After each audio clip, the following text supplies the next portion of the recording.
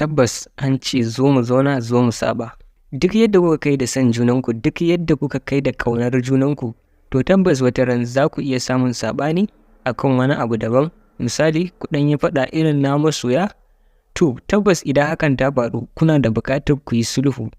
To da yawa wasu mutanen a wajen yin wannan sulhun sukan sa abin ya ƙara dagulewa a madadin abin ya yi sauƙi wajen daidaitawa, wajen tattaunawa, sai a sake dagula abin ta hanyar dawo da wasu laifuffuka da suka wuce a baya a daidai lokacin da ake ƙoƙarin sulhunta wannan abin da ya faru. Idan ka tsaya ka saurara sosai zai matuƙar taimaka maka. Abin da za ka lura da shi shine daga lokacin da aka ce kun zauna za ku yi sulhu kai da masoyiyarka, to tabbas ka kasance ka sanya a ranka cewa duk wasu laifuffuka da taimaka a baya kada ka dinga ɗago su, kada ka dinga ambato su a wannan lokacin, kada ka dinga lissafo su ka ce ai daman lokaci kaza da kaza kin mun kaza, lokaci kaza da kaza kin mun kaza, haka ma a lokacin kaza kai mun kaza. Za ka yi ta faɗo wannan laifuffukan ne, to wannan abin da kake yi tabbasi ne yake da malmala sulhu, saboda ba za ta ji daɗi ba sosai, kuma hakan ya nuna cewa ba ma sulhun kake so kai ba, ƙara dawo da bara bana kawai kake yi.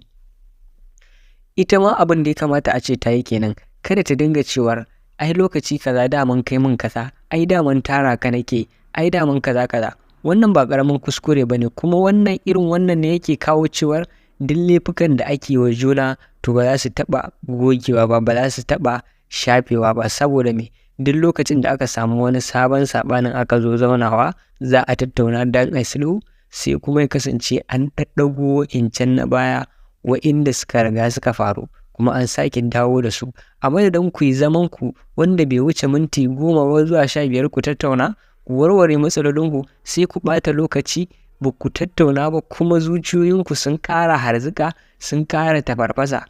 A madadin a ce wannan abin da nake miki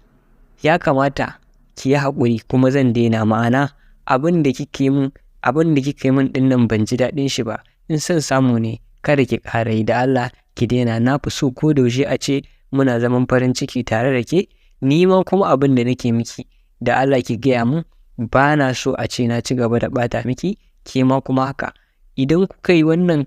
a sauƙaƙe za ku gama tattaunawa ko wacce za ku sulhunta da junanku cikin ƙanƙanin lokaci. Amma in ta kasance kun ci gaba da ɗauko laifuffukan da suka faru a baya, to tabbas za ku kasance kuna ɓata wa junanku lokaci, ba ku sulhunta ba, kuma kullum kuna ƙara dakilar da soyayyarku, domin duk sanda aka ce kuna ambato laifuffukan junanku to tabbas soyayya raguwa take a cikin zukatanku. Shedan daman abin da yake so kenan, ya ta tarawa har ya kasance kun waye gari ba wani cikakken soyayya tsakaninku na junanku, sai tarin laifuffuka, sai azabtar da juna kawai da za ku ci gaba da yi. Ubangiji Allah ya ƙara haɗa kan masoya, Allah ya ƙara danƙon soyayya. Sunana Aminu Zakariya, ku danna mana alamar subscribe a wannan channel tamu mai albarka. Na gode.